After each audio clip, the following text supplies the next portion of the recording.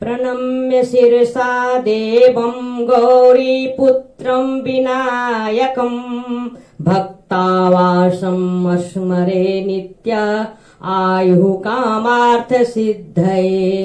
प्रथमं वक्रतुण्डं च एकदन्तं द्वितीयकं तृतीयं कृष्णपिङ्गाक्षं गजवक्त्रं चतुर्थकं लम्बोदरं पञ्चमं च षष्ठमं विकटमेव च सप्तमं विघ्नराजं च धूम्रवर्णं तथाष्टमम् नवम भालचन्द्रं च दशम तु विनायकम् एकादशं गणपतिं द्वादशं तु गजाननम् द्वादशेतानि नामानि त्रिसन्ध्यं य पठे नर न च विघ्नभयं तस्य सर्वसिद्धिं करं प्रभो।